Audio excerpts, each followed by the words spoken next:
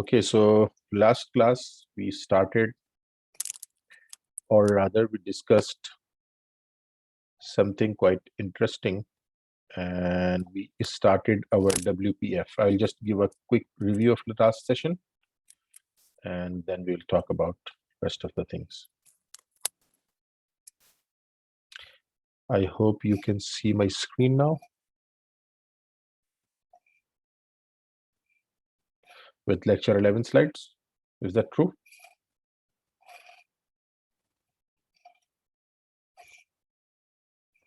Okay. All right. So yes, so last class we started this one and we talked about WPF. We created a new project. We just looked at all the different aspects of the project, and we talked about what is a XAML. We saw that how we can work in XAML, and we saw that XAML code has certain tags or something. And we talked about the partial class. We talked about generic features of WPF, and that button clicking event. We talked about that we can implement something on a button click, and then we did one example of pizza application that we just created. It was a very simplistic application, but that, if you remember, that had all the ingredients that are required for a particular application. So I have discussed that. Let me just open that up and once more show you that pizza app.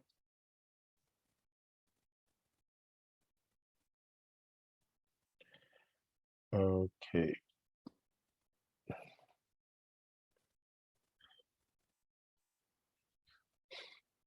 Okay, so this was our pizza application that we talked about, and we had, there were lots of things. As I said, there were like most of the object-oriented concepts coming in. We had something called a constructor we created, and things like that. So there are lots of things that we have discussed already in that one. And towards the end, we talked about some of the discuss. So this is something that I will just leave on you people, because it's not rather very difficult, but if you can just quick have a look at that. So one of the component, or one of the panel that we used, was grid, and we have worked on that. So if you remember, we have talked about the grid, and we have made few settings for the grid as well, like that. We created the rows and the columns and everything. So after that grid, there are some other, that there is something called there are 4 people in waiting room. So other than that, there is a stack panel, dock panel, wrap panel, canvas. I have given few example codes over here, but I will leave that on you people again. You might or might not be using all of them. So grid is one of them that we have used already, and I've given you this example as well. If you just keep on adding up to the rows or columns, this will just keep on adding the columns or rows, whatever you want to add over here. And then I told you this auto means, and then asterisk means, then 50 means. You can always, so then we have this one of them is dock panel, that provides us a docked environment, docked the menu item or something, if you want to just place them.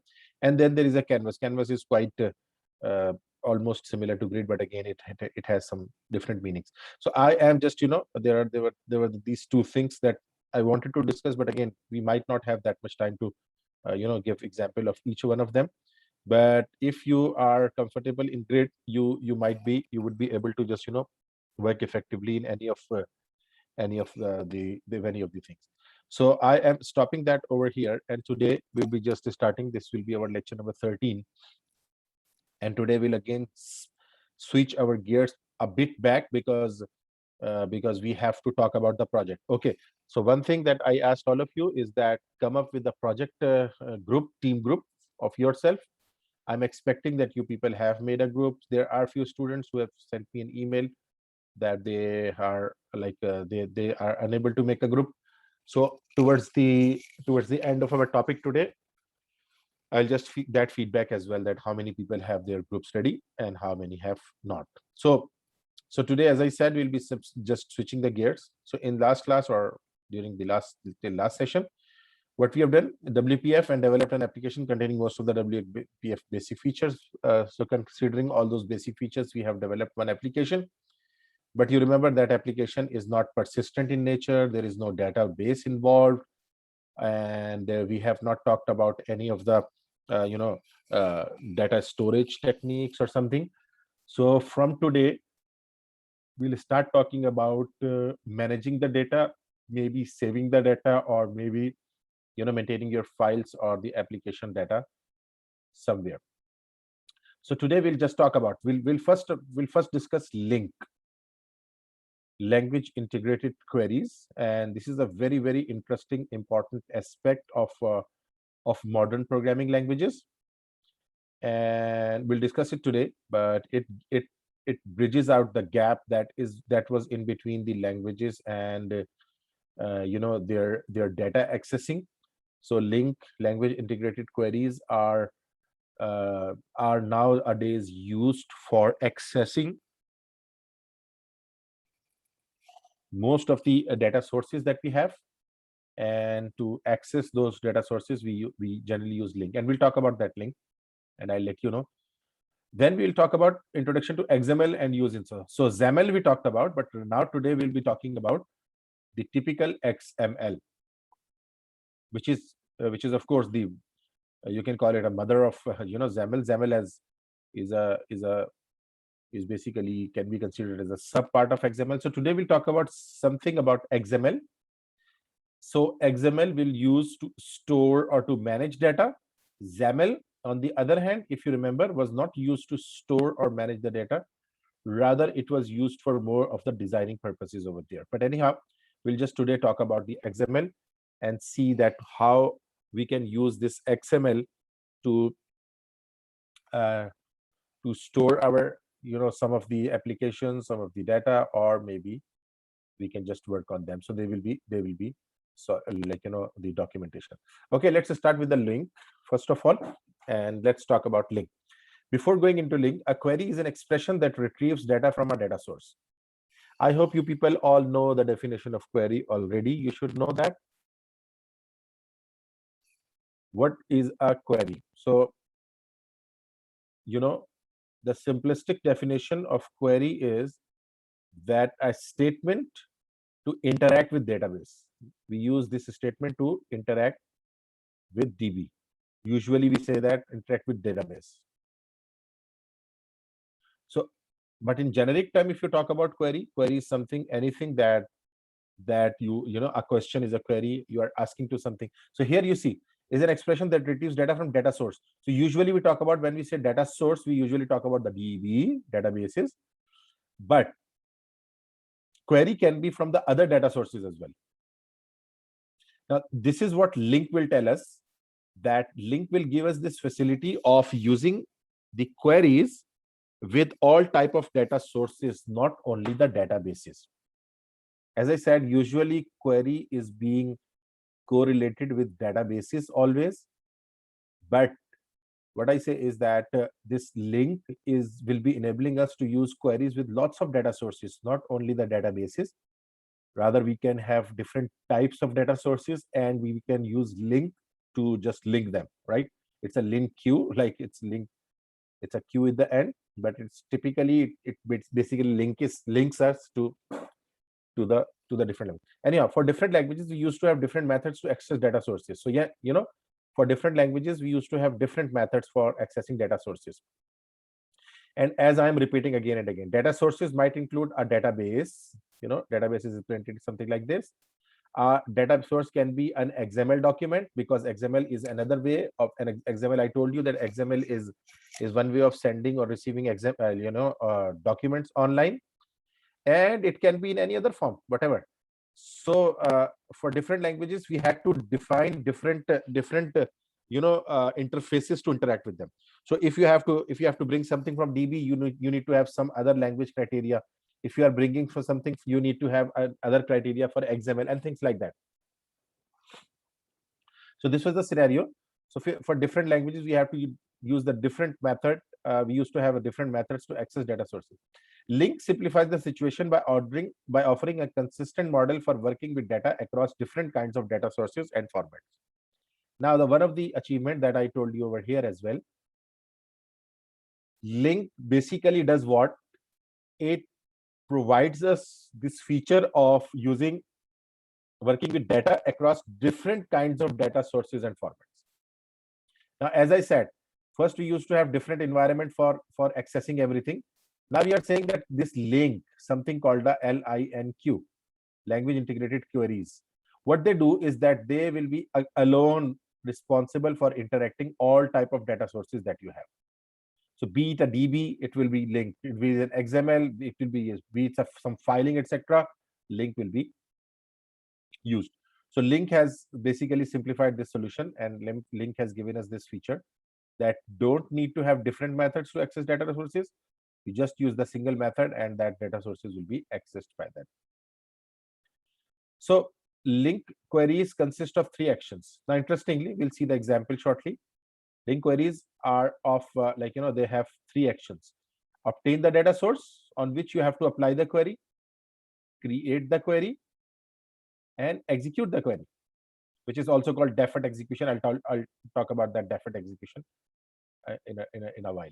But again, so these are the 3 features or 3 common actions that LINQ queries do take.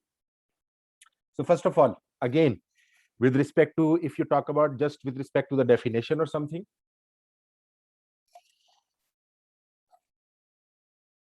if I come to the next slide, okay, just remove all the drawing. So you see here, so for the definition purpose or for more understanding purpose, LINQ, language integrated query system, is a design specifically for the purpose of query collections. If you have previous experience with .NET, you may have heard about LINQ in the context of database queries. So specifically, if you have heard about this LINQ, about the database queries, you would have seen that they are used over there. But now we are discussing it with different data resources, and we'll see that how we can access the different data resources by using this query formats. Right. So this is what LINQ. So LINQ writing queries, and we'll just shortly see an example of that. So I have, as I said, I have switched gears, and I'm not started a WPF application. Rather, I have started a normal console-based application as we used to have before, because I want to discuss a lots of concepts, and for that, it's good that we have. But again, you can implement all these concepts in your WPF application, and that might well be our today's task for that purpose as well. So now, if you come here, and I want to give you an idea of what are LINQ queries. So first of all, I'll just let you know what you can do is that, for example, if we have something called maybe let's start with a normal or traditional databases data types. So we have an integer array, right? Values equal to, and one of the way of defining these values can be 9, 5, 0, and 8, 3, 4, 10, whatever. So I have just defined few values in it, right? So I will do what? I will just try to run this through that LINQ. So first of all, if I want to print this array in its original form, so let's talk about this. Console dot write, just use the write for example, and let's say original array. So original array is what? If I want to print this array, I hope you people know about this. We have used this for each statement, for each loop over here. So var element in values. So now we can just work on this for each. We can do whatever we want. So if I want to just print that one, so what I'll do is that console dot write, and I want to print an element. So what I'll do is that I will say 0 space and element. Now I hope this is nothing new, and you know that for each loop runs through all the collection, taking one element at a time. One element at a time. So now this is an array of values, name is values, and I've got 1, 2, 3, 4, 5, 6, 7. I don't know how many values are there. There can be thousands of values, there can be one value, there can be zero values, anyhow. So if you run a for each loop, we are saying that var element in values. So take one element at a time, store that in element, and print that. Right? So let's run that one and see how it works.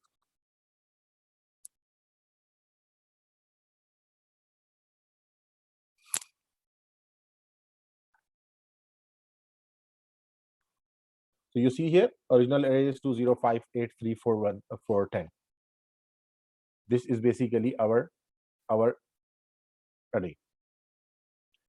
Now we have just printed out our array. So now what we want to do, see how link can be used. Link to do some operations. Now we will be just talking about link. Now how link is used, it's a very interesting concept. So I'm defining a var, and I'll let you know why I'm defining a var. Do you people remember what was var used for? Var, var variable. Can anyone just write in a chat window why we use? Yes, Akriti, why do we use var, or what is the purpose or general object type? You are right. It's a general type, and now whatever will be storing inside that. That's excellent. That's excellent. So I'm saying filtered equal to. So I'm defining a variable filtered with the name of filtered because I want to filter some data on the basis of queries. Now see here, a very interesting syntax. After equal to, I have come. So you can write in this line as well, but let's just make it a bit more interesting. So first thing that comes in a link query is from. So from value in values, same like we have done in this for each. We do var element in values. So here what I'm saying, from value in values. So I want to select one value at a time from this values collection. From, right? Now where value, for example, I'm saying where value is greater than, for example, 4. I'm just applying a criteria. From value in values, where value is greater than 4, select value. Now you see here, why it's showing red. Could not find a blue. Yes, so you see assembly. So I am about to use this link and there is no assembly reference. So you see here, if you whenever you have some problem, so we have to add what? System.link. Why? Because I am about to use this link. So you see, I have added this one. Now this one is added using system.link, right? So for adding the link queries, we need to have that that link, system.link enabled. Now here I have a question. How many of you, of course, if you are studying it as a course, I don't know, how many of you are familiar with queries in general, like SQL queries? How many of you are familiar with SQL queries, SQL queries? Okay, Baldeep, you are, and Abhinav, you are. Akriti, you are. Mukul, you are also. Okay, anyone? Little bit? Yes. Okay. More? Okay. Right. So now listen about that. Do you see that this what I have written down, this link query, this is just the opposite of our SQL queries, if you remember.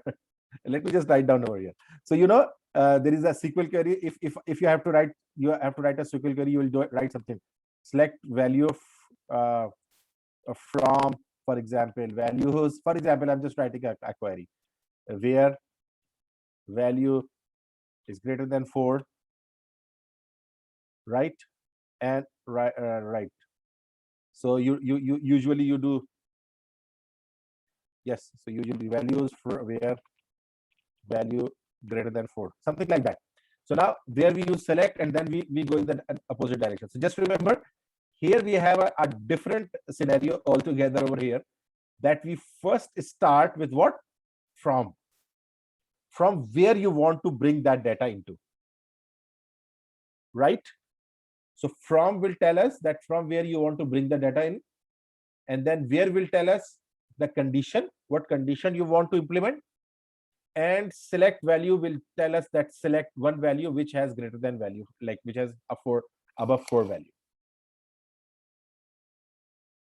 right? So this is basically what this is. If you remember, we have talked about that. If I show you this one as example, so if you see here, we saw that there are three types of things. So obtain the data source. So if I compare it over here, obtain the data source, this one is our data source.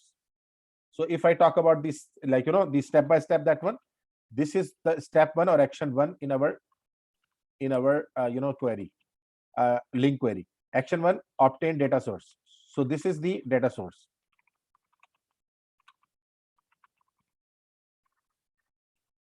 Right now, this is what this step is basically creating queries. Step number 2, action 2.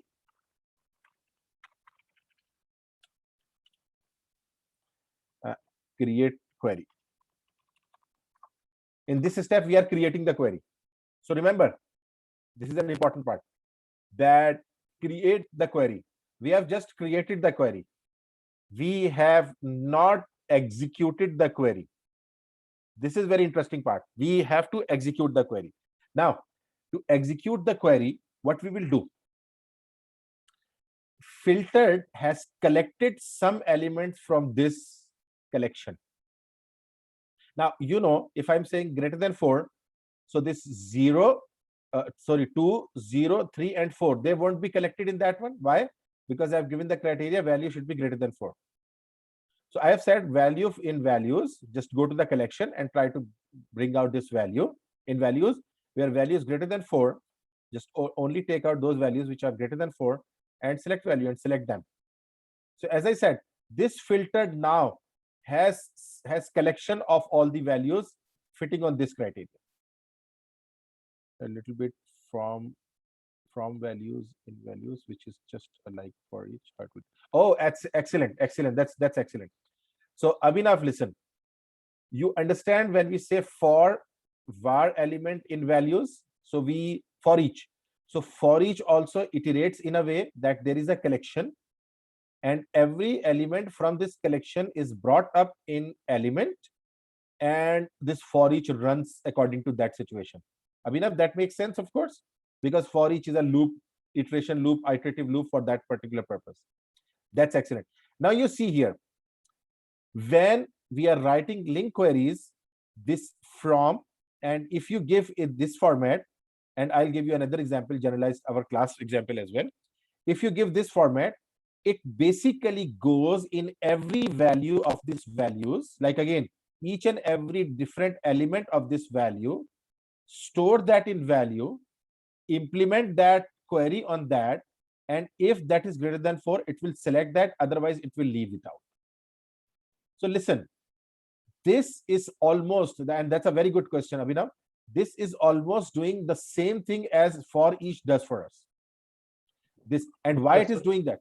Yeah, sorry to interrupt you. So I just want to confirm, like in the case of for each loop, we can iterate the values parameter, which is at the end of your parenthesis, over either an integer, that's the array type, or we can also use var that you have used to iterate over each and every element, and then we can do an operation like we have printing it. Right. But here, in the case of a link, you are iterating values on in which context? That's what I'm not getting actually. Which context means what? What do you mean by the var filter equal to from statement from value in values? Excellent. In case of for each loop, we can iterate values over either a integer type or the var type. But here we are not iterating anything like this. We are using from.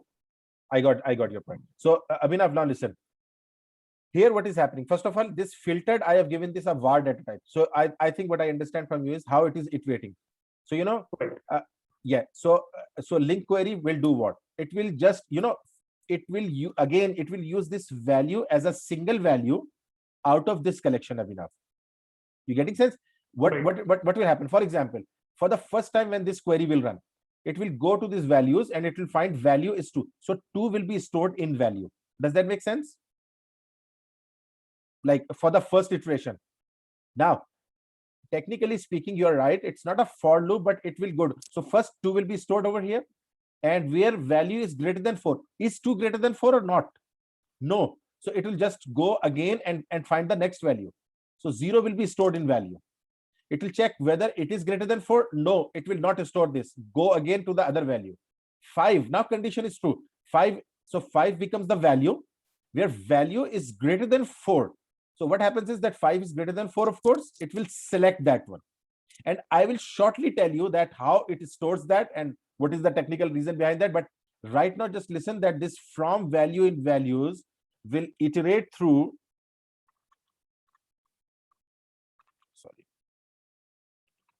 iterate through the collection.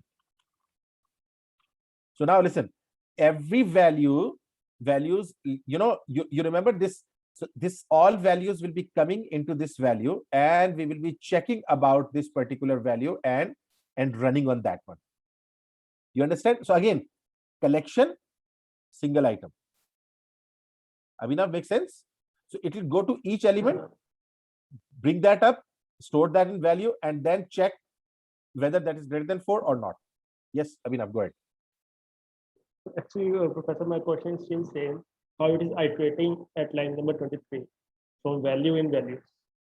Oh, that's what. So you see here. Please be unmuted. So you see here that how this for each iterates through the values. Do you understand that? How does it do? It stores that in element all the values that the coming, it is right? iterating values over that's the reference variable of your integer. Either you can iterate it on the integer itself, or you can use var, that's the generic object type. Okay. Right. So both ways we can iterate each and every value on that particular data type. But here we are not using any specific data type to iterate those values, and later on we are checking the condition. That's completely fine with me. I just want to understand how it is iterating over there. Okay. So yes. So here we are iterating through the values, Abhinav, into, and again, all the time storing that in value, and no need to give a data type over here. Why? Because this will just catch one value at a time, and it will be just checked with a particular condition. Okay, perfect. So like, from is basically iterating through the collection, just like that. Yeah. And whatever sets up on the criteria, whatever meets the criteria function, the condition, it selects that one, otherwise leaves it that. Right, Abhinav? Yeah, right, Professor. Thank you. Okay. So now I want to print this one. So action 3, not print. I want to execute the query. So remember, this query is not executed; it's just created. That's an excellent. That's a very interesting aspect of it. This query is not right now executed. It is just created. So what we are saying is that it is created, but to execute it, we need to run through this filtered variable and find out what is that over there. So now you see here. So Abhinav, you might have, you see now again I'm using that. Now I will be using a for each syntax with a var. So you see var in filtered. Now you see here. So your question was how it is iterating through, how it is just going through the typical values. Now you see what is happening over here. Now, so what I do over here is I say console dot write line, or maybe just write. So you see here again, let's store a 0, give a space and element.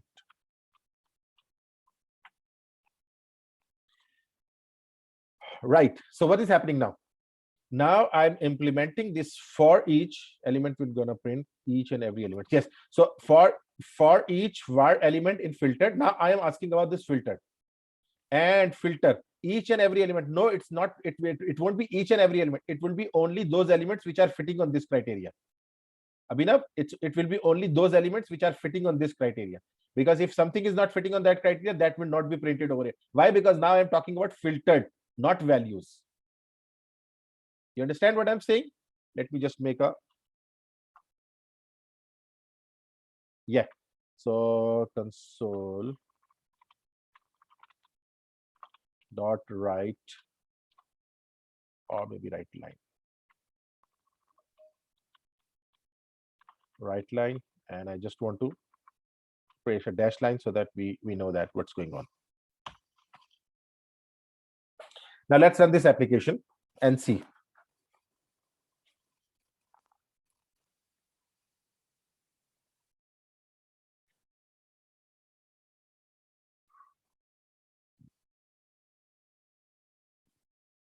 So you see here what's happening. Original array 2, 0, 5, 8, 3, 4, 10. So dash line is coming just before that one, and it has to go over here just for nothing, just so that our output is a bit more readable sort of thing. So you see here, original array is 2, 0, 5, 8, 3, 4, 1, 0, and then we have a dash line, and then 5, 8, 10. So what is this 5, 8, 10? These are all the values that have filtered through, and these are filtered through a link query. The link query did what? It reached to every part of the values, like every value of that values, and bringing them one at a time and checking up the condition. If the condition is found to be true, it has just selected that particular value. Now, this is the typical syntax of a link query, right? So what link query does? It's a declarative syntax. We are just, defining something. And again, as there was a question from Abhinav as well. So we are, typically just declaring that. Just go and find out where val in values. We are not doing any for each or something anywhere. So this is why that is also called a declarative syntax of these queries. Why? Because now we are just declaring few things. We are just declaring var value is equal to this one from value. So it will just keep on bringing up those values out of that one and storing that one into our. Now let's, so does that make sense, everyone? Now we can just create one another query for that one. Just to, I want to sort those number as well, right? Sort all the original values. For example, the original array, I want to sort them. So now what I say, for example, so I'll create a query for sorting. Sorted equal to. Now I'm creating a query, right? So first of all, what I want. So see enough from value in values, right? So just go and try to find all those values which are there and do what? Just order by. Order by is one of the statement that we use in SQL for sorting the data. Select value. So sorted. I've just stored that in the sorted one. So if I come here and I say, for example, dot write, and again storing the 0 space, and yes, exactly, all values will be sorted and they will be in. So okay, no, okay, sorry, let's first of all give a message.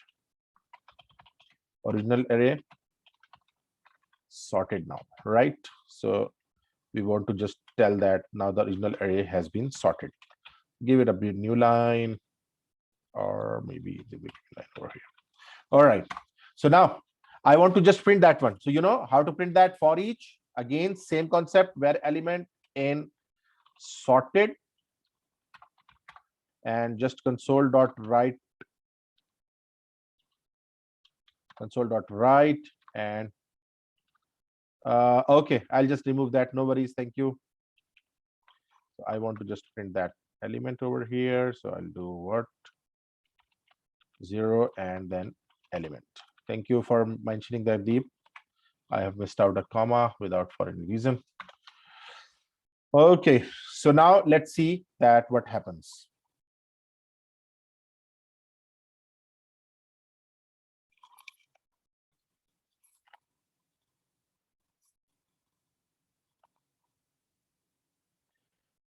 So you see here, so original sorted array is 0, 2, 3, 4. It's the original array coming over, right? The number of array. It's not, we have not sorted the filtered one. We have just sorted the that one, right? So it's basically doing what? It's just giving us that particular array which is sorted typically. It was 2, 0, 5, 8, 3. So there are lots of things that we can do. We can order by ascending, order by descending, ascending. If I do that, so now it will be, of course, you see, So you can just do that ascending and descending, whatever. So it's a typical one. If you want to just do that descending, you will just do that descending. Now it will just come down reverse order. And you know that you can do lots of new things with that one. Let's first see that. So it's all reverse. And again, if you know that if I just take out, you know, a very important thing, if I write down over here filtered deep, so I'm just asking deep, not everyone. If I do filtered, what will be the result I will get? Like again, what should be I will be getting. So only, it's not original array, by the way. Now I have just provided that the filtered array. So now filtered data will be sorted. So it's in reverse form because it was already ascending sorted. So I've just done that descending sorted. 10, 8, 5. It will just display that one. Yes, you're right. So there are lots of things that we can do with that particular one. So it's up to you, and you can always create these kind of things, right? So that's basically an important part of it. I hope that makes sense to everyone.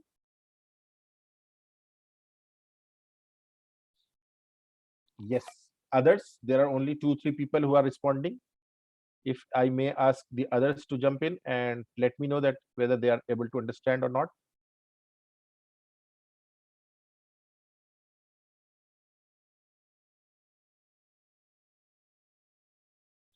Okay, Sanveen and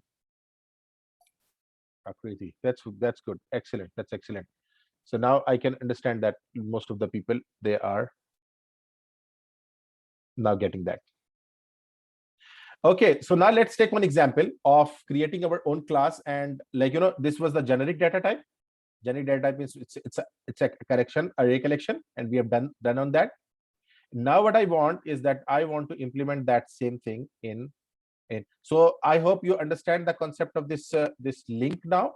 This link is typically basically what it gives us, this feature of defining the queries and then accessing the data from the data source. So we can have any number of that. So now let's come here and try to create our own class, and we'll talk about our own data type collection, and then we'll just see that how we can work on link by using our own data type, by the way, right? And can we run a query on that one? So we'll just look at that particular one. So let's create a class, and this will give you a good reminder of that class. So for example, a very typical employee class that we are creating. Find it public, maybe sometimes create problem, right? So now, for example, I'm giving private decimal monthly salary, right? And just call it value, and public string first name. And what I'm doing, does anyone remember what I'm doing over here? Can anyone tell me what I have created just now? If someone remembers.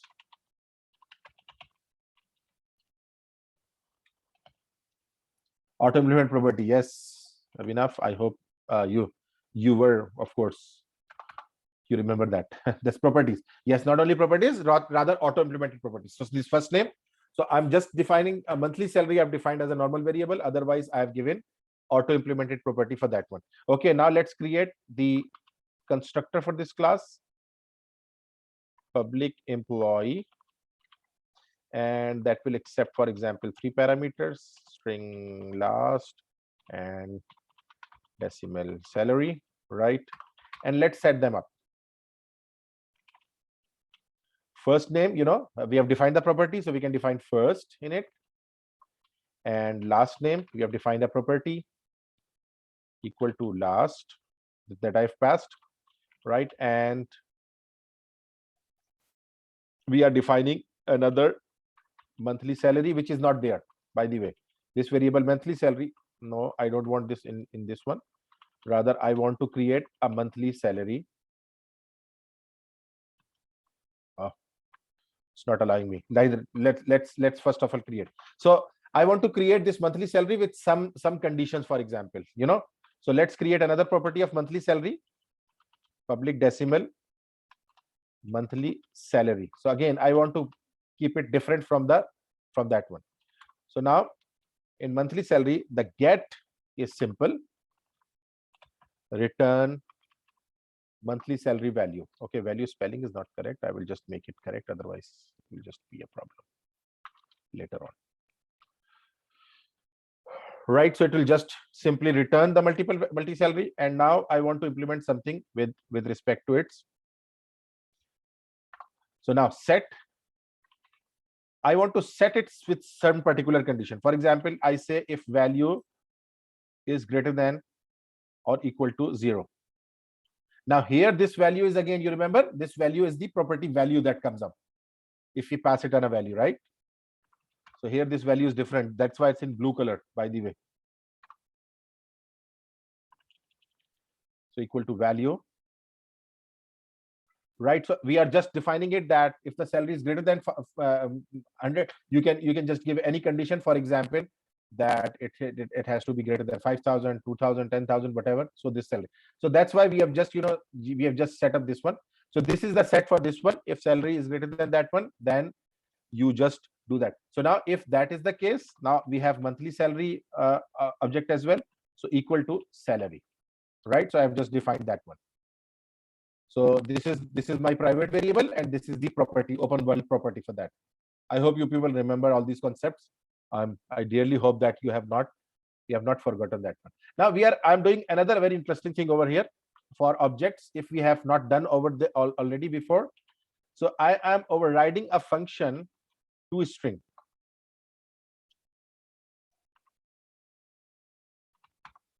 Now this is a very interesting toString function.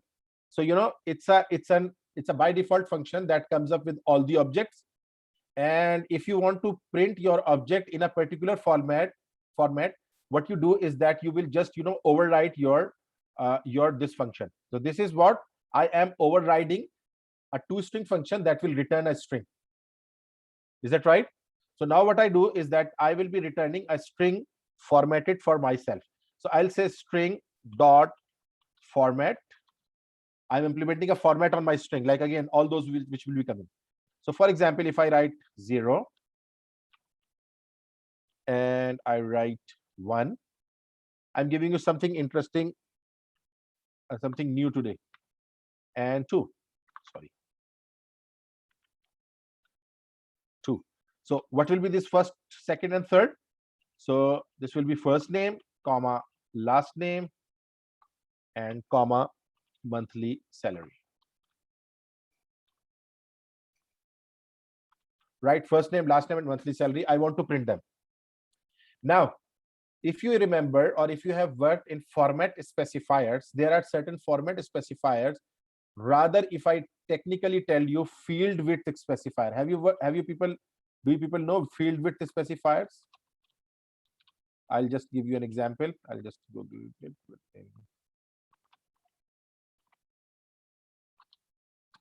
I'll just give you a very good definition of that one,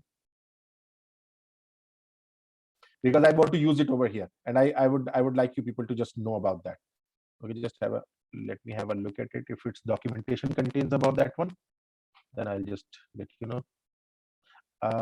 Yes, this is also string dot format or alignment component. Yes, I want to have this alignment component. Yeah, exactly. This is what I want. So you see here that we have got some format specification.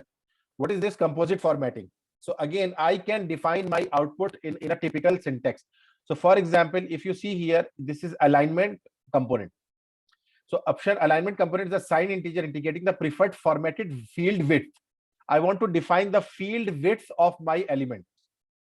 I'll tell you how.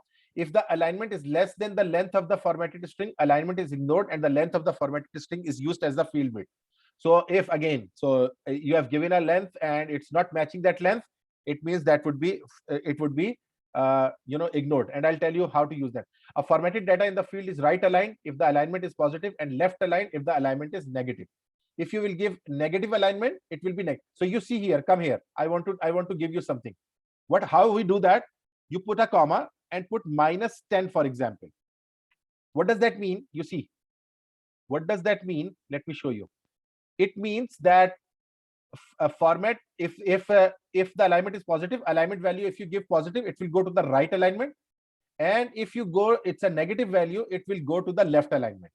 So what I want to say typically over here is that my first value, the first name, should be left aligned with 10 values, like 10 offset on the left align. Does that make sense? I come over here in that, again I say, for example, -10 again. I want my second one also to be -10 offset, and let me just show you. And this one to positive, and see, this C will do what? Currency, this positive, and colon C, this colon C will give. So you can always have a look at this all one. So you see here what they are doing: 0, -20, 1,5 \n, and this is all formatting. So this will be a very interesting format that will come out. And not only that one, I have just given you another syntax of by using the currency. You see here, for example, if you see 0:C, so what will happen, that whatever value is that, it will come up with a $sign, and I'll show you. In the same way, you can just do that one. So you can always read that one out. I can copy paste this link. It's a formal documentation of C#. So you can just always go there and find that out. So I want my string to come in this way, right? So whenever someone prints that string, this string should come in that format. So toString typically does what? To convert the string object into string and print that values. Right? So this very much makes up our class, and this is our class ending. And let's see. No, it's a namespace ending. Why namespace is ending over here? We need to end. Okay, this public class employee. So namespace is ending, which I don't want over here. I want to close, of course, namespace should end towards the end. Okay. So you see here, we have created a class, and this class name is employee, and we want to work on that, and we want to just create something out of our. So now let's come back to our main program. And here in main, what I'll do, let's see. Employee, I'm creating the employee array, right? Employees equal to, now the values inside that one. And now I can, you remember, I can create employees like that. Now new employee Alan Smith, and let's give it a salary 3,000. Right? So I want to create maybe multiple employees because I want to check few things. Or maybe just 4 is enough. Right? So what I can do here, just change that one. So there are lots of Smiths that we do have.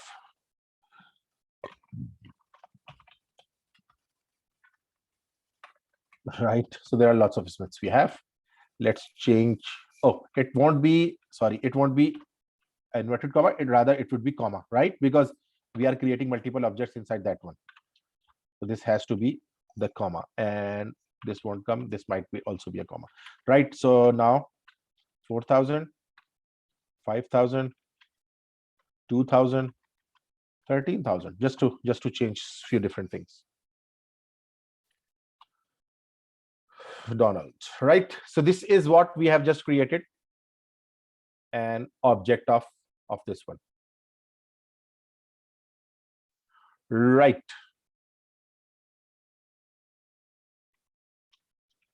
So this is now created. And now what I want to do, I want to, first of all, I want to just implement a query link, and I would just try to link. So first of all, before creating the link, let's see the original array as well. What is our original array? Let's check that one. Original values, right? I want to just display the original values for each, and var element in employees, right? So we have created this employees list, and I want to run through that one. So now it's not a typical array, it's my data type, it's my own data type, right? And since there is only one line over here, so I will just use this one. So element. So first of all, let's print out if they are set up or not, and their output should be in what format? ToString format. This is the toString that will do that.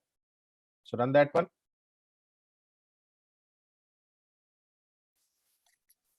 And see how our output is displayed.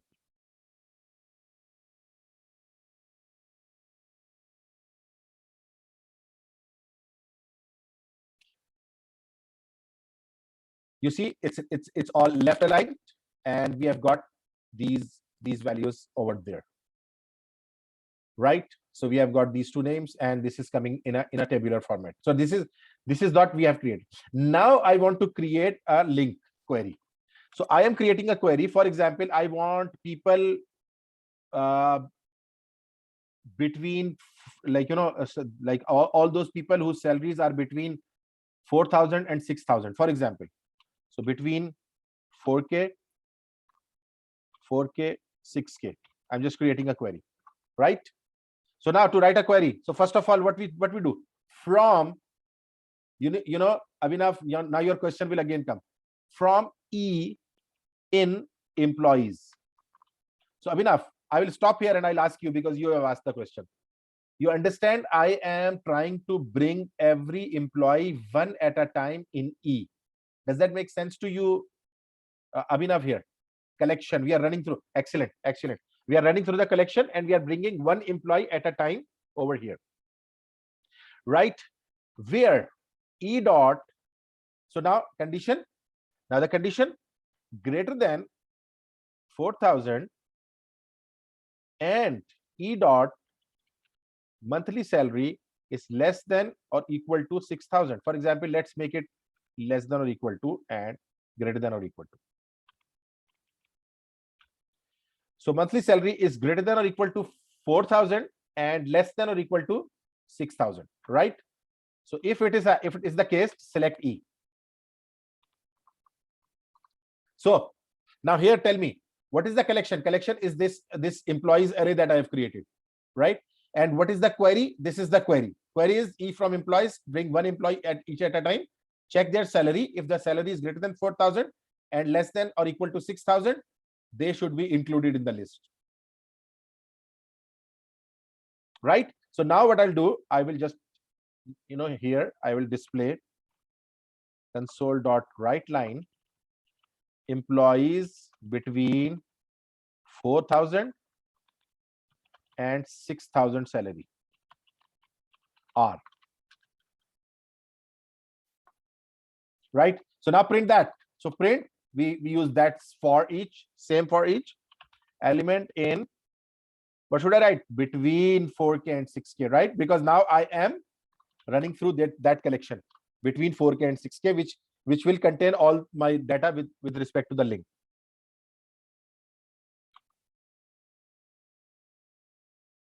Console.writeLine and element. Just print an element over there, nothing else. Right? So first we'll have original one, and then we will have just a line here again to show us the difference between these two. Now let's run that one.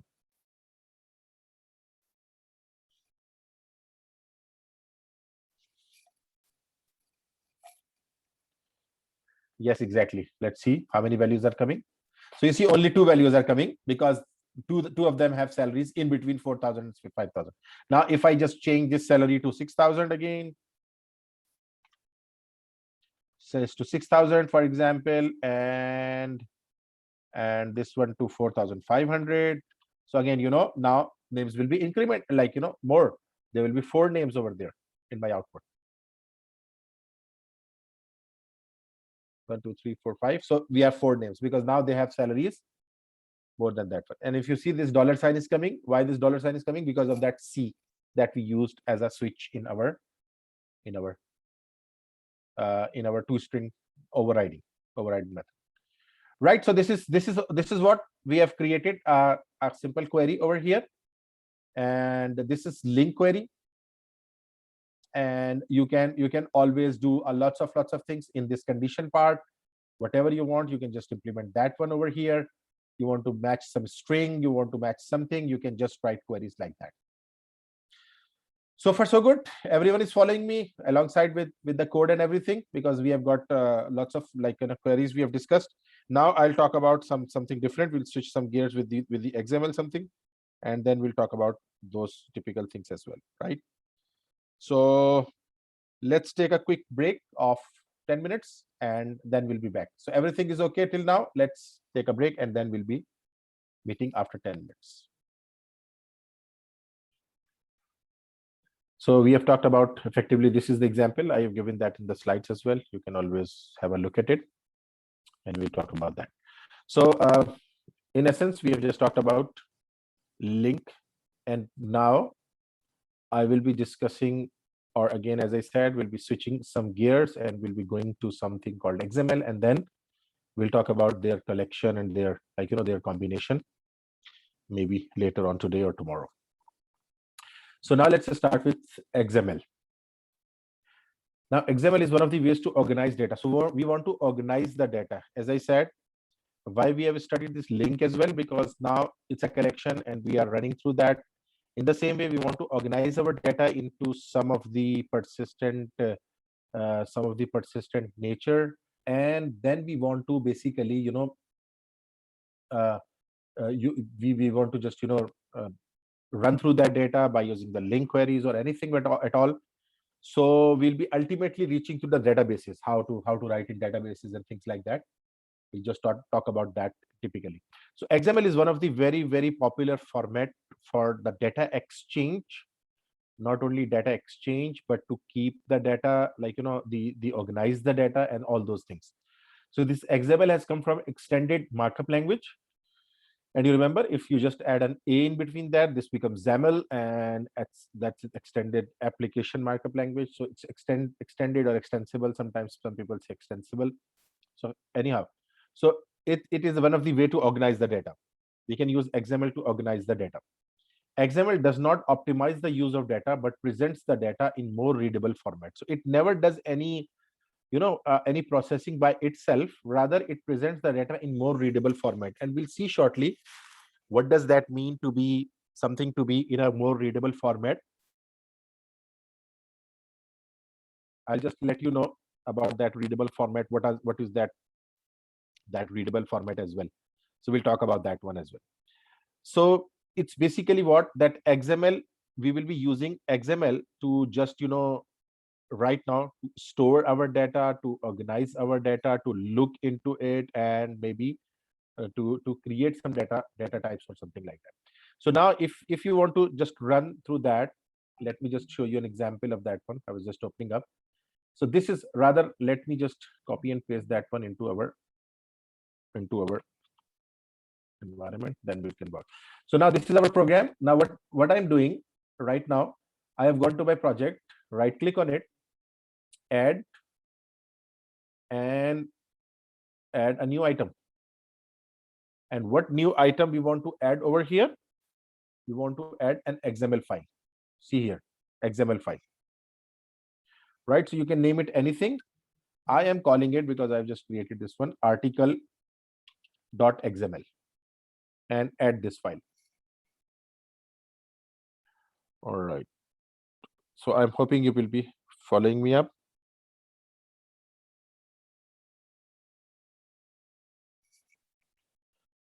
So this will be, so the content that I've copied. Okay, no need for that one.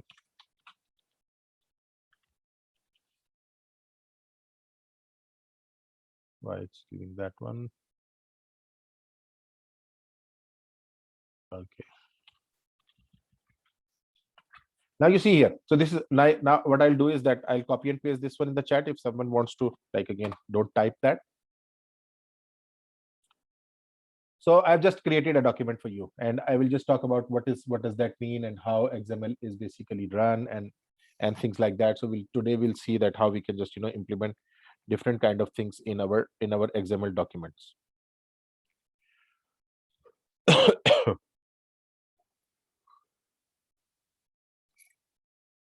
So this is an XML document.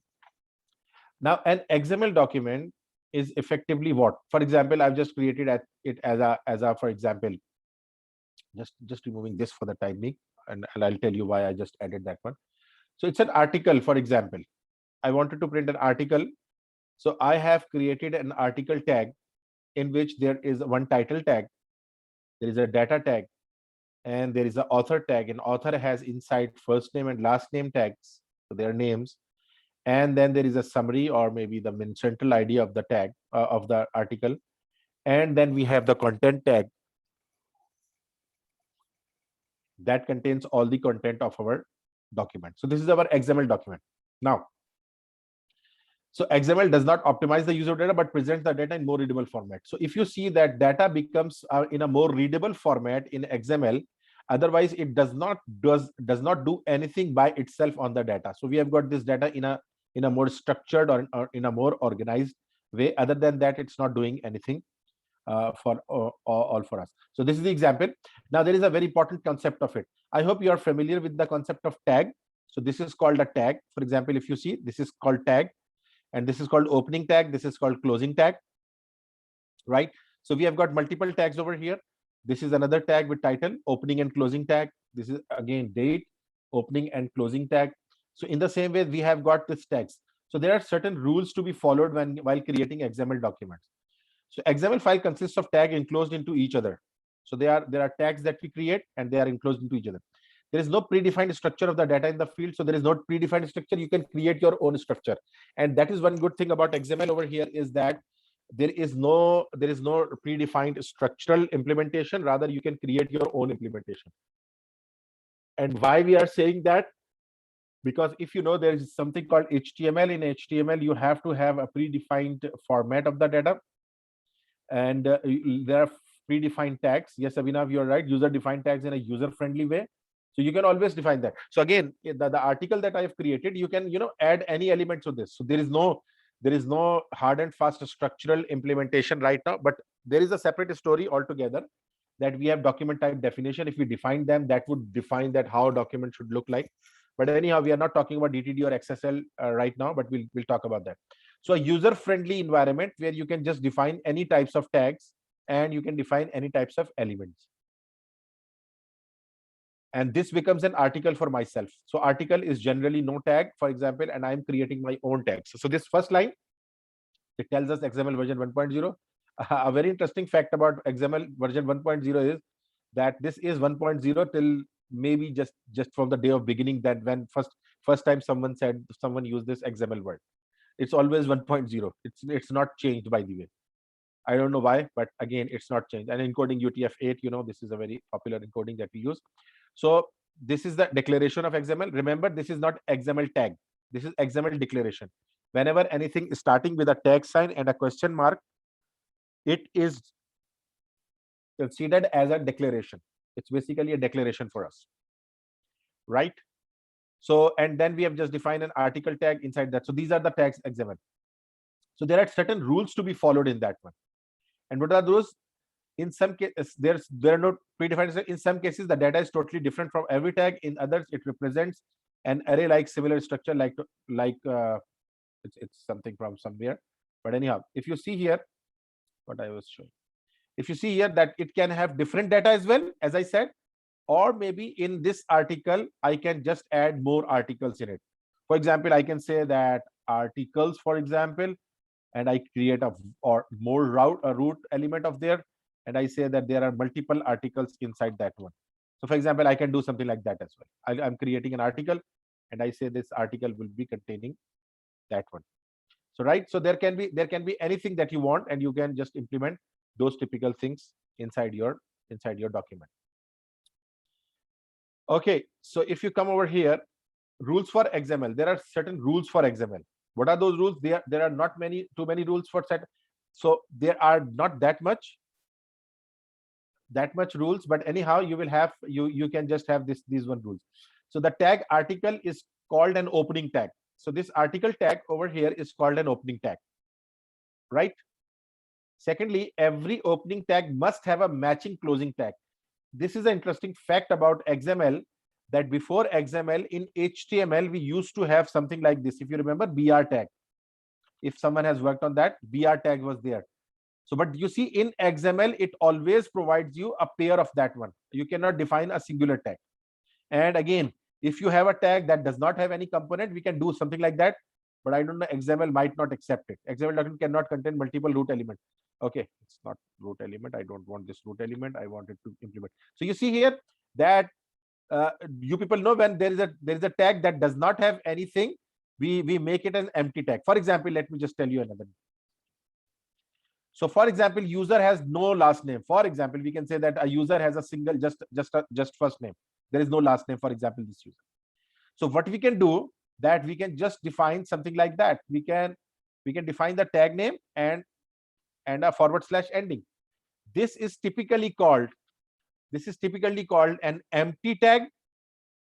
Empty tag that does not have any components in it. So if you have a tag that does not have any content, you will just make it something like this. No need to make it appear. But XML rule says that there should be definitely every tag should have a closing tag. For example, if I do something like this, I do not give it a last, like, because I said that there is no element over there. So you see that this is giving an error. And what did it say? Tag was not closed. You need to close that tag. So I can close that tag either by using this one, right? This is one of the way of closing the tag. Or I say that no, I don't have any components. I don't want to do that. So I can close it by this way. Got everyone? So we can have either of the way, and we can just close this tag in that particular fashion, right? So if you see here that we have got these rules. So opening and closing tag must reside at the same level of the XML hierarchy. What does that mean? I have just started this title tag, for example, over here, and I close this, for example, come over here. Not allowed. Why? Because title should be closed in that same scenario where it was same syntax or same scope where it was just started. So it has to end inside that one, right? So tags cannot go outside of that.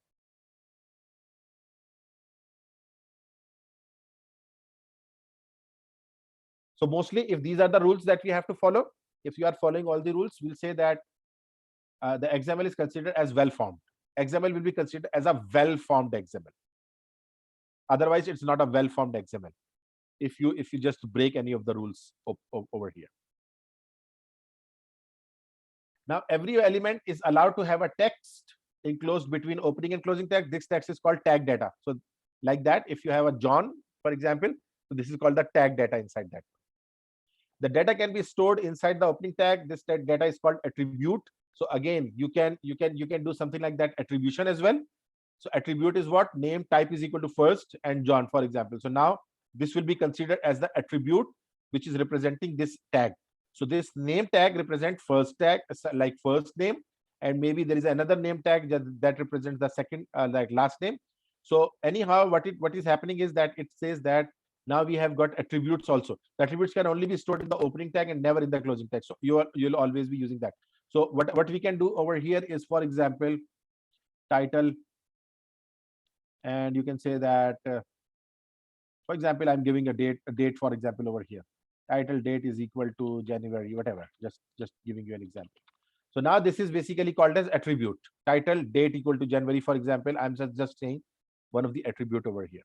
So attributes can also be defined for the tags, right? So attribution can also be done.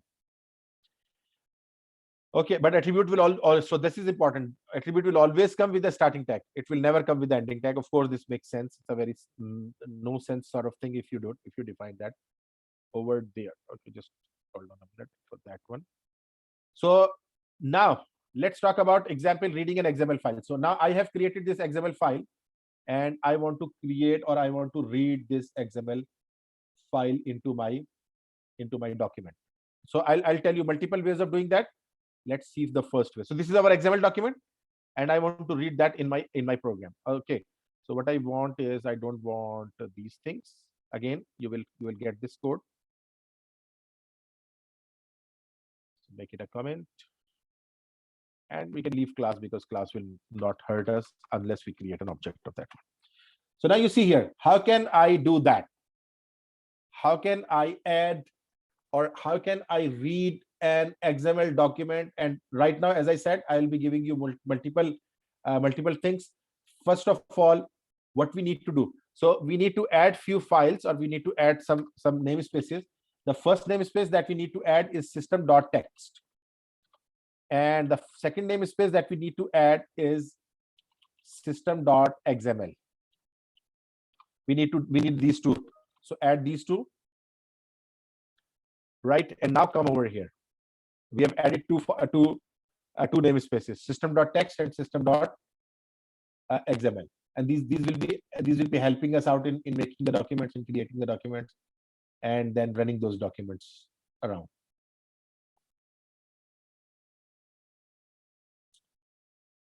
Right. Now, what I want to do over here is that I would like to create an XML document. So this XML document, and I want to create maybe xdoc, new XML document, because I want to read the XML document. So I'll have to create first reference or object for that one. XML doc, xdoc. Now xdoc dot load. Now this is the load function. Sorry, it should be xdoc, right? Why it is not there? Oh.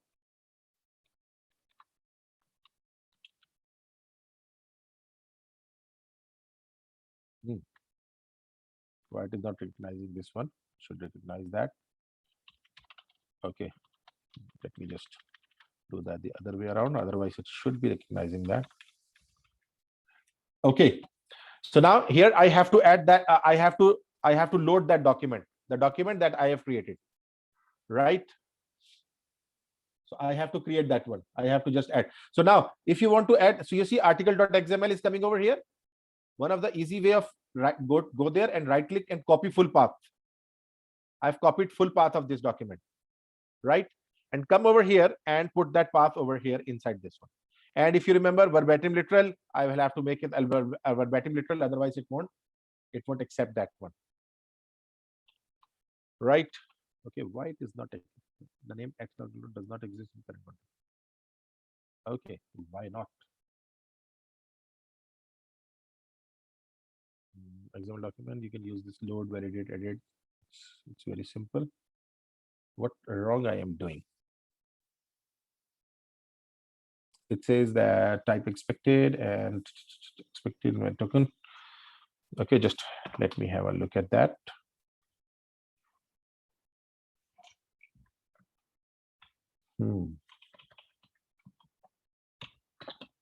It's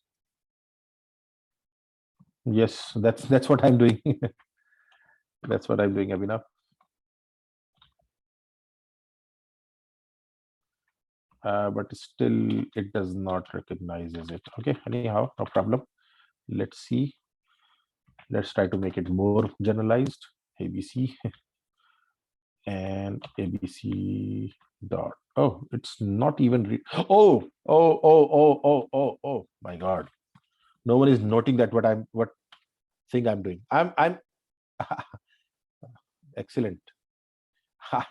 I was doing all this before this main, Yes, so that was the problem. I said, what is going on? Okay, XML document, right? Now we can name it anything, by the way. Why should we change the name? Xdoc, I will use the same name, new XML document.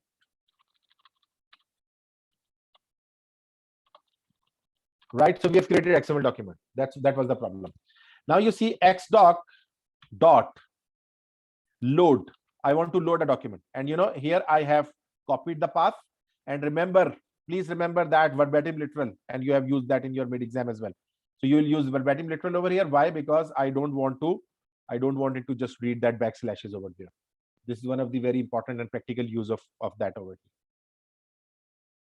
Right. So now what I'm doing something interesting. I want to just print that, or I want to I want to bring that document not here, rather I am taking it to the console output.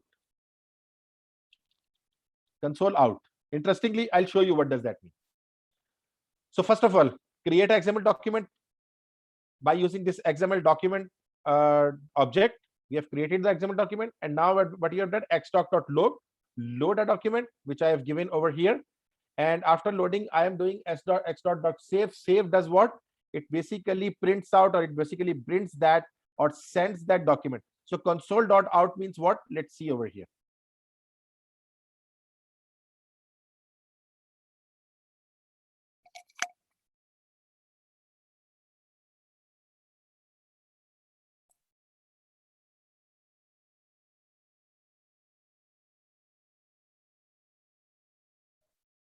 Now you see what has happened. If you see that console.out means it has just read all the document and send it to my console output. You see here, complete XML document has been read over here, and it has been sent to my, my console.output. So this is one way of, I'm just, it was just one of the way of reading an XML document and just printing that or printing that out on our console.output. And I'll show you shortly that how we can just do that in our other applications or that one as well. So this is complete document is coming over here. And what we can do is that we can just always write, or we can just read typical values out of that one. There are lots of objects that we can use, but this is the first thing and the first main thing that we have done, that we can just create a document and we can read that into our console output as a whole. So we have just created that one, and we have just defined load the document, and we have shown all the documents over there with respect to that particular thing. Now one of the important thing, another way of reading the document might be, if I just make it a comment. So as I said, there are lots of methods to do that. So one of the method, and here I will use another feature or another file, and it says XML text reader, right? XML text reader. I'm just creating another object. So this is also text reader, but here I will use this XML text reader, and I will try to bring everyone. You can use any of them. You can use the before one as well. So new XML text reader, right? And here I will again provide the path. I have that complete path.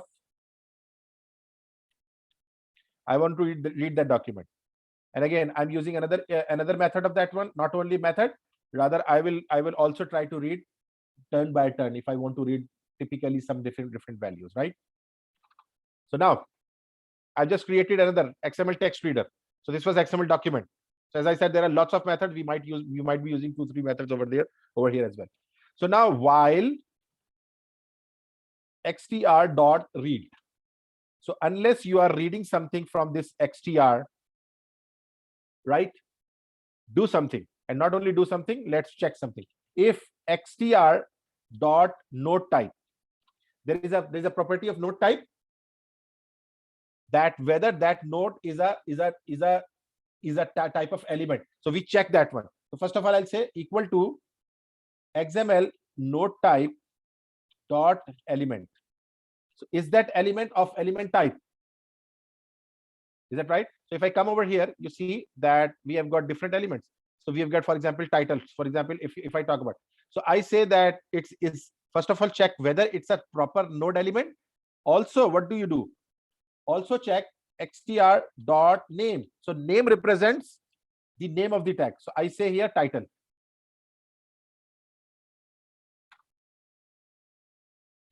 Now what I want, okay, just what it's saying, it cannot be applied to operands of type bool and a string. That's not the case. It should be.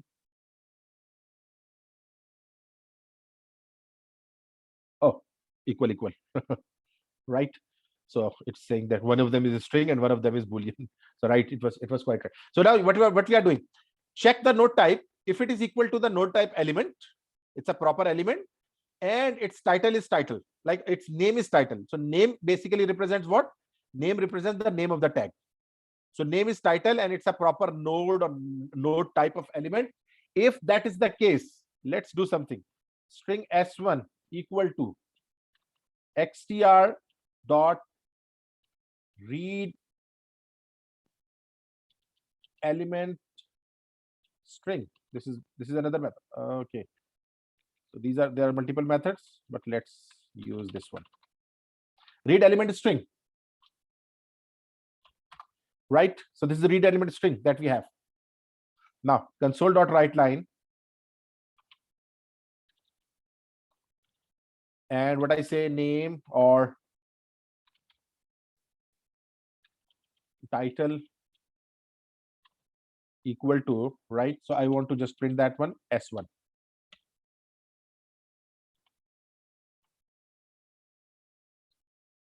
Rather, let's concatenate it. Right, so what I've done, I've just read the title. Let's see if it comes up with the title only, because I've just removed everything.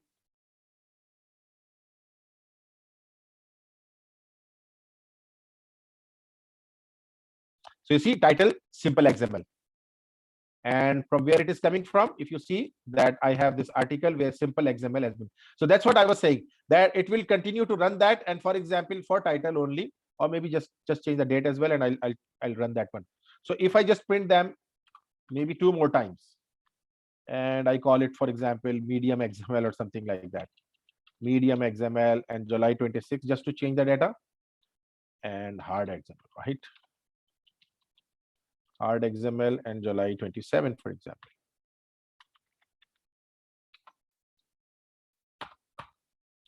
'27, right? So if I do that and I run my program,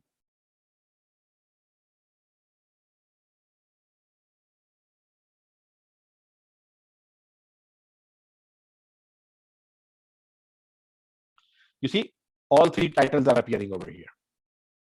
So just the titles, I'm just printing up the titles, and I can implement this same concept to for the date as well. For example, I can just go over here, copy that one, paste that one, and here what I'll do is date. Just go and read the date, right? And write down the date as well. So now we will have both of the elements. So we can just go to typically like separate elements, and we can just run them and see what is going on.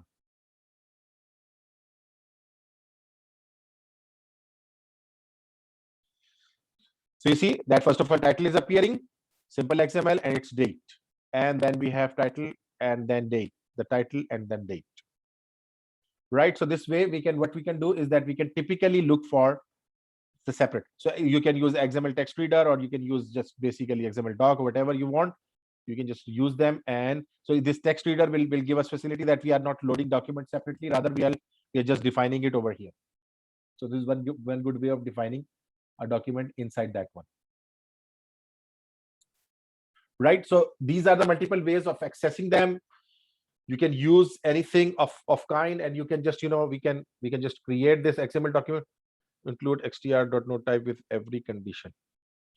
Yes. So Abhinav, we are just checking over here of its type, whether it is representing the proper element of that one. So we are just including that. So if you say, for example, take out that one.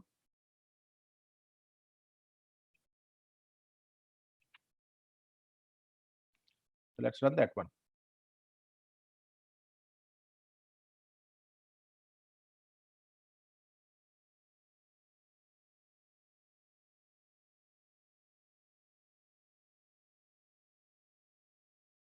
So you see, it still works the fine.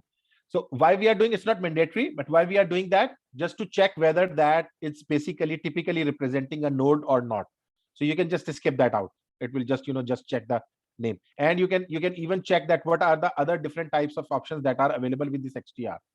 So if you see XTR dot, you saw node type, name, local name, is a start element, etc., etc. There are lots of things that you can just implement with them. So if you are not adding that, no worries. You can just, check with name equal to and title that we were just checking. So you can just do that. You can just skip that out. Okay, so why it's not doing?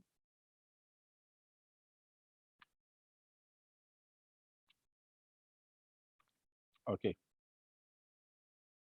Oh, yes. I always make that mistake. Right. Okay, so this is all this is basically how to do that one. Now let's talk about if I want to if I want to create a new node for that one. If I want to create a new node for that one. So let me just close that one. Now we have this article.xml which has these nodes and all those things. Let me just remove manually. First of all, delete this one. I'm just deleting this node.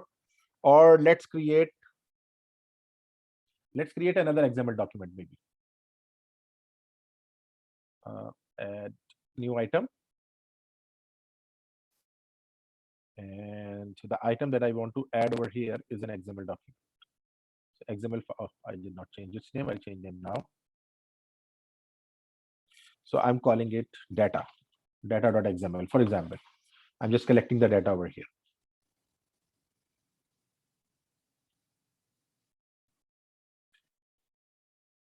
Right.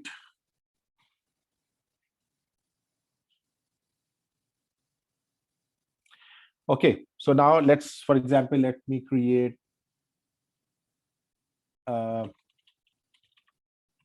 people's data, for example. Oh, people, right? And inside that, for example, I'm creating person.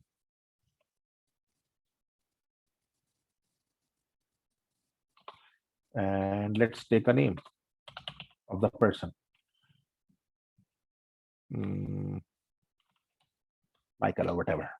So I'm just creating this one, and I'll tell you that how we can just create more and more nodes in that one by using our C# code, right? So this is one document, and its name is data.xml. So if I come back over here, so I will just go over there and I will give data.xml rather than this one. So now I am inside that data.xml. Right. Now let's see if it works with that, or maybe I'll have to change to the doc because I want to just create. So let's first of all create that one. So what I want to create is XML node, right? I want to create a node with name person. So now what I'll do, xtr dot.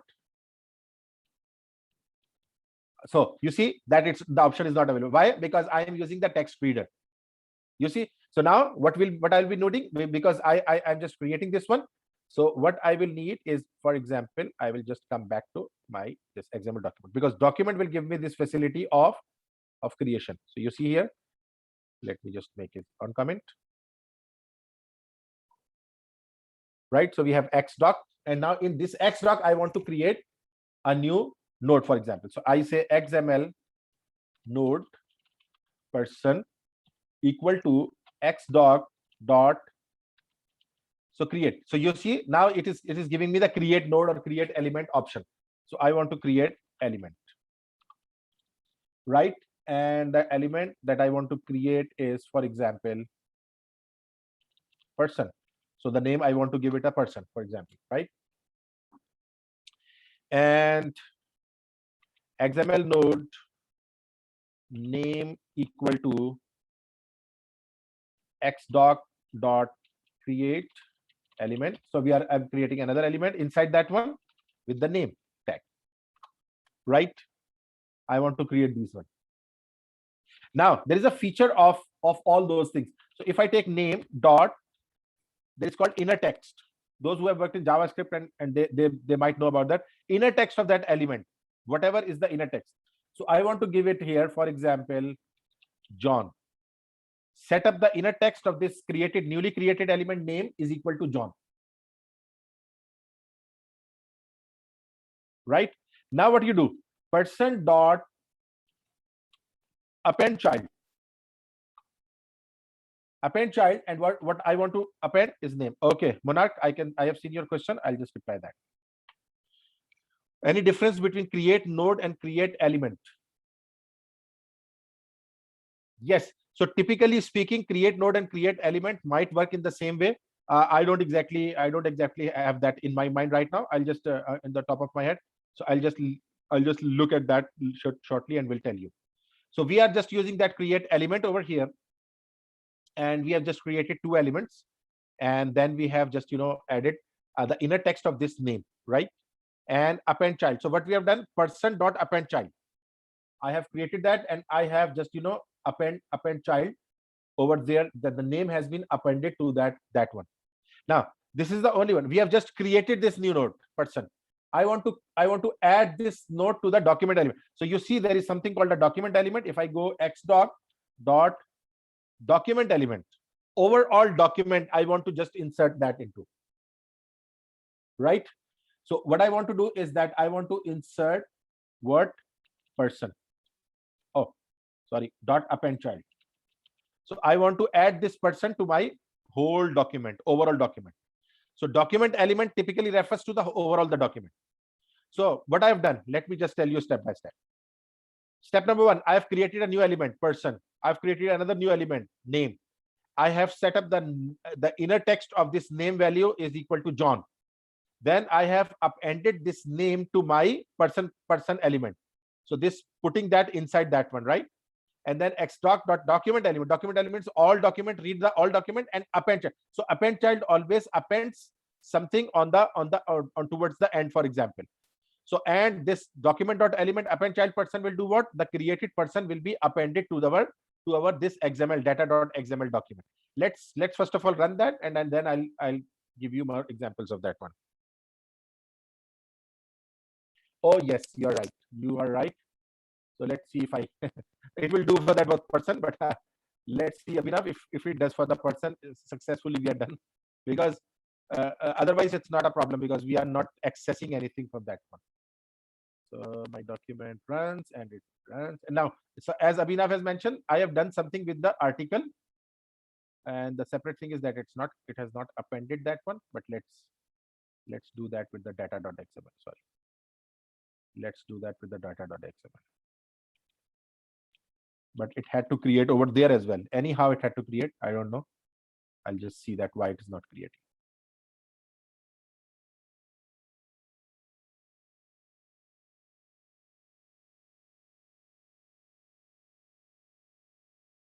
Okay, my program runs.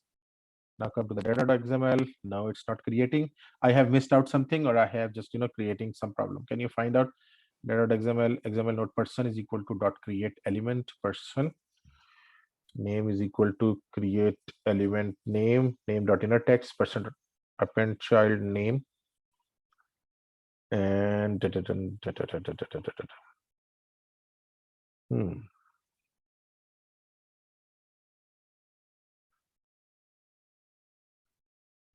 because it looks like there is some slight mistake, and because of that it's not. Oh yes.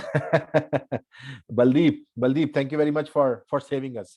We need that save method. You are right, you are very right, and that save method will be, of course, will be doing that for us. So xdoc. So Baldeep, it's not curiosity, it's something very interesting, very important. So we need to have that dot save method that will go and save that in my documents. Thank you. So right, so here what I need is that I'll have to just if you see here,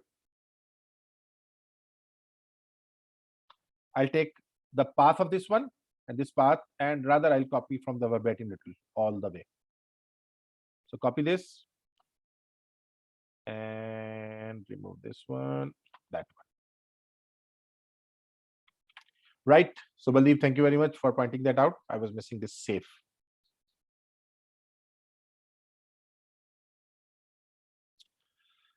That we use for printing out that on console as well, Baldeep. I think you just found out from there. I just was missing save. Okay, now if we come through my data.xml, you see here another person has been added. You see person name John.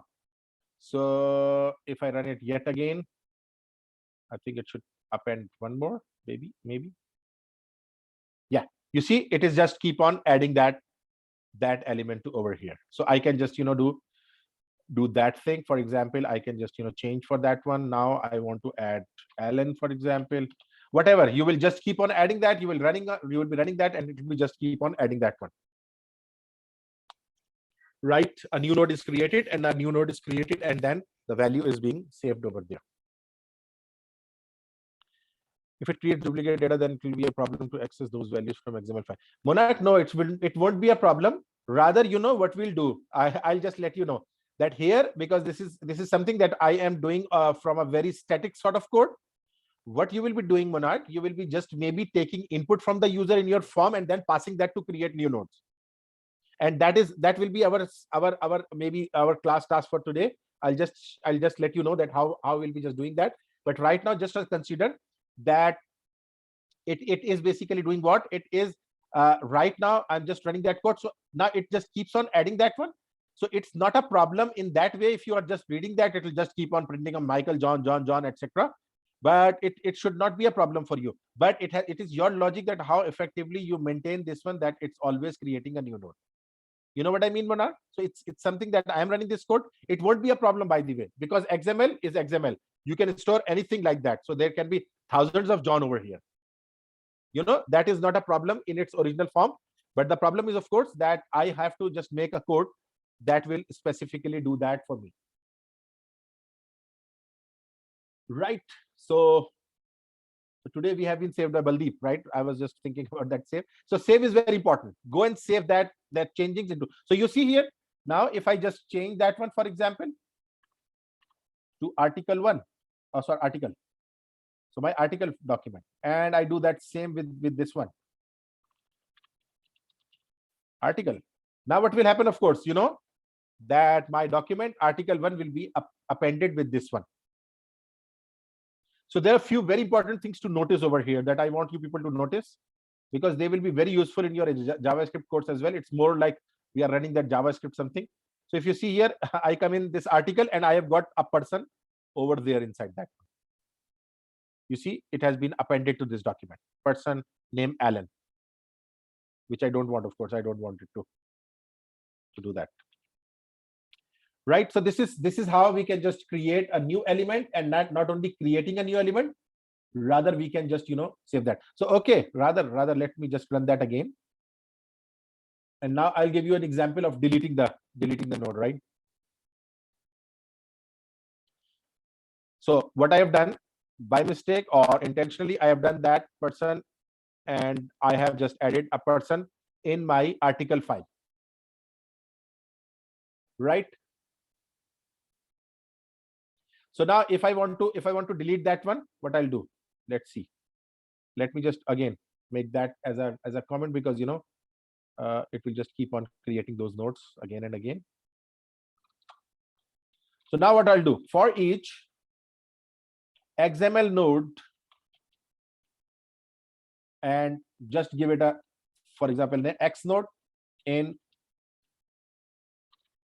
xdoc dot select nodes.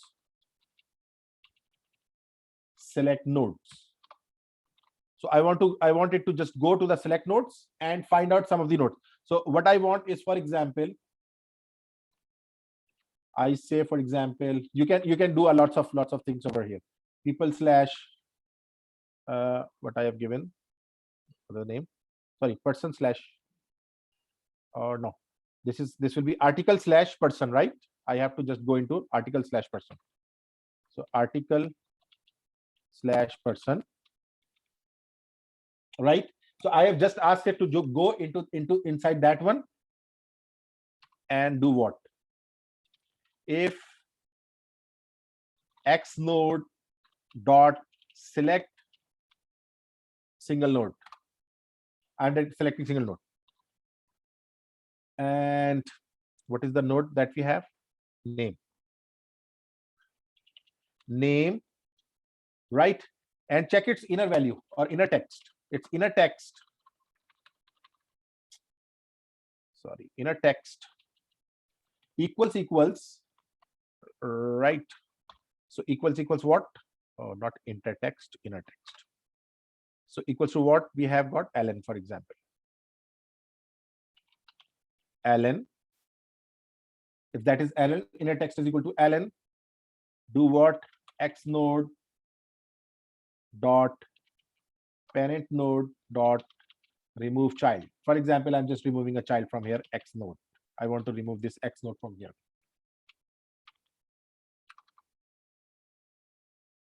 Right? Why it is not giving this one? Does not contain inner text and no accessible extension of inner text. Is it here? It is with capital I? Yes. So here it is with capital I, right? You know, this property will be with a capital I over here. It is rather for creation, it was a small I, but here it is representing as a capital I.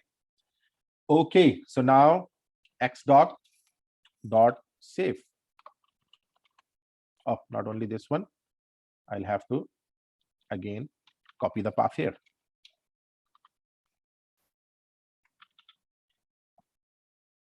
Right, so verbatim literal and I have signed. So now what I'm saying is that remove child. So it's from the parent node, remove the child. Let's run that one.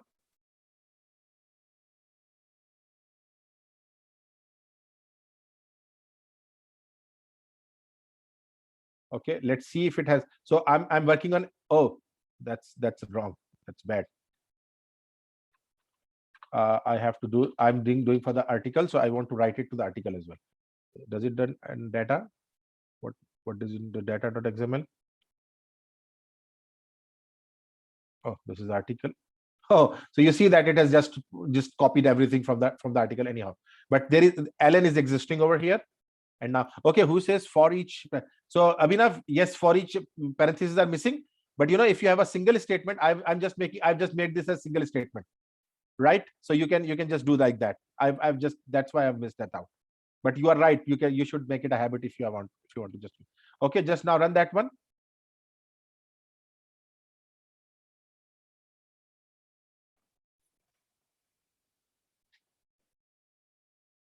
Right. So now let's go and check our article.xml. So you see that tag is gone. What was the tag? The person tag is gone over here. Right? Article/person. So person is basically deleted from this. So what we are doing, that we have just found out a node and check that if that value is name, go to its parent node and remove child X node. So what you do is that remove child and that parent will be removed from that particular one. So because the parent node over here is that article and the child node is become person, so person will be deleted out of it. You know what I mean? So let me just make. So if I had this one person and name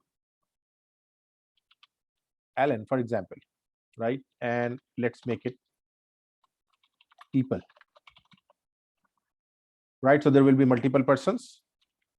And if I just go over here and I put that one, so person name Alan, and let me copy that one. So I will just get this one deleted from this one.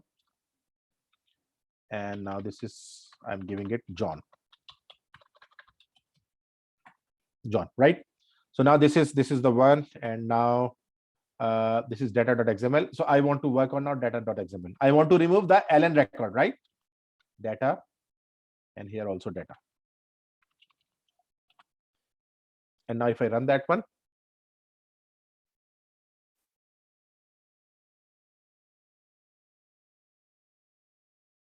so that does not show anything. Let's go to data.xml. Okay, it's not working. Why? Because I am using this, you know, article/person. Now I have done what? People/person. So it should be that using that people/person. Yes, you're right, Bernard. You have found that out.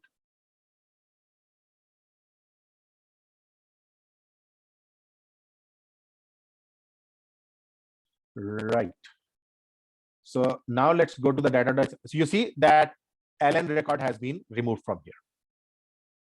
Do people see that?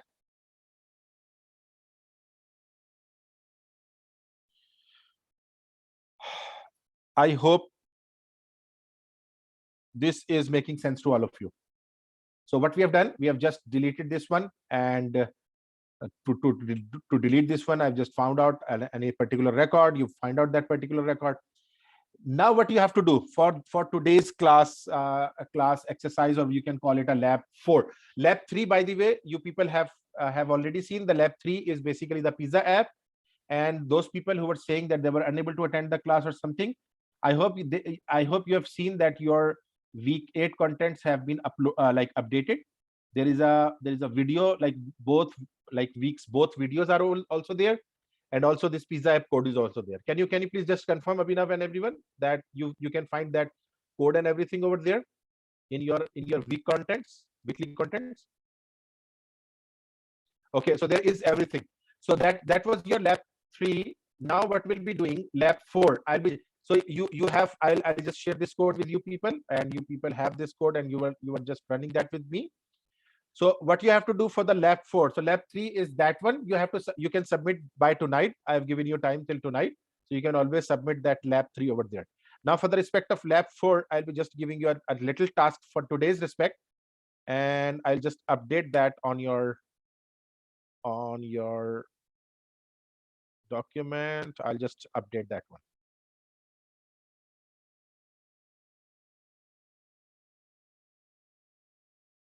Okay.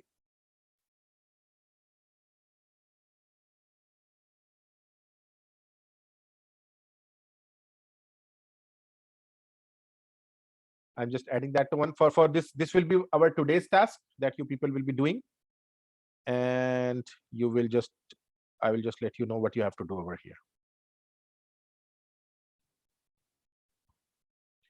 Okay, so this will be our lab 4, and its submission will be I'll just tell you the submission of this one as well. But first of all, let's see what you have to do. Develop a WPF application like that Pizza app, right? Again, this is another one, but it contains something very, very interesting. For registering students to your class. So you have to create a small WPF application. On the background, you can use all this code that we have just discussed. Understand, everyone? But that will be what? Again, that will be done on some button. So there will be a UI with that one. There should be a particular UI. There will be a particular form, a form that shows registration option. What do you mean? That form should be showing you that a student can enter their name, first name, last name, and registration option. So what can be the field? For example, first name, last name, and date of birth, for example. First name, last name, and date of birth. Right? So you will present them with a form like WPF, like Pizza app, and they can enter their first name, last name, and date of birth. Step number 1.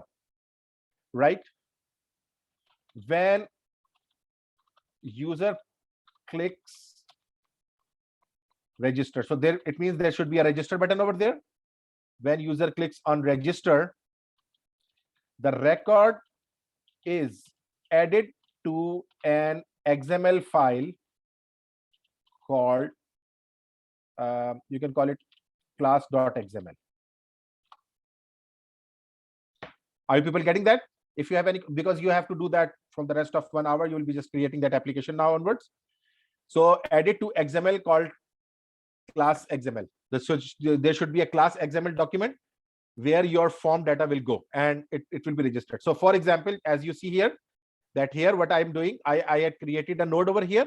So what you have to do is just if I give you a hint over there for those less comfortable people, so inner text will be equal to, tell me if people understand what I'm saying, txt name dot text. How many of you understand what I've done over here? I'm giving you a hint for this particular assignment. So inner text for this particular lab file, inner text is equal to txt.name. So it means that I am asking you to create, yes, exactly. It's not a label name. It will be text box name. Label name does not matter. Label will be displaying name. So text box. So go and bring out the text box content and bring that file. But again, you have to just think about, what you have to think about is, let me just make it Control Z. So what you have to think about it is basically that what will be the structure of your XML document, and when user presses the register, that is basically added to that one. Now, the bonus part is, there is a bonus part as well, that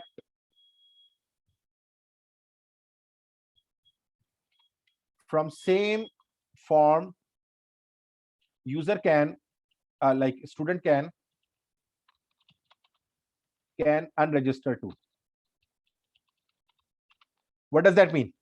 If a student says that, if a student said, I want to unregister, for example, they can use that same form to unregister. Delete option, yes. So delete option, just implement the delete option as well.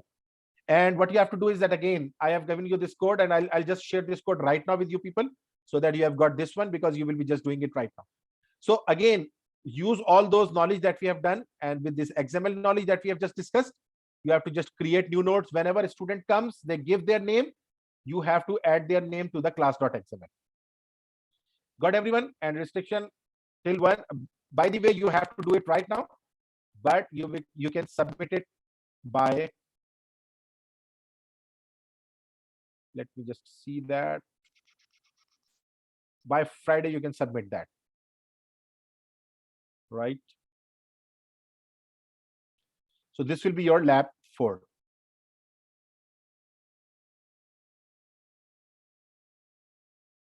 Yes, remove the node from XML. You're right. So do you see that now lab 4 activated now over there? So it means that this week you have this lab 1, lab 4, and lab 3 both submission. Lab 3 will be submitted by that time, and lab 4 will be submitted over there. You got everyone? Any question? Because I'm about to share this this with you people in the content page of our this week. You'll get this code over there, and you can just start working on them.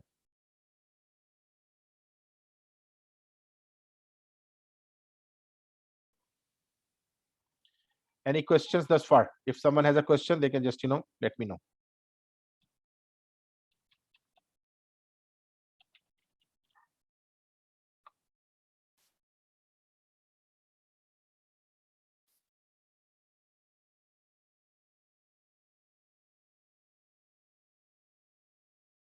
Okay, let me. Sir, I have a question.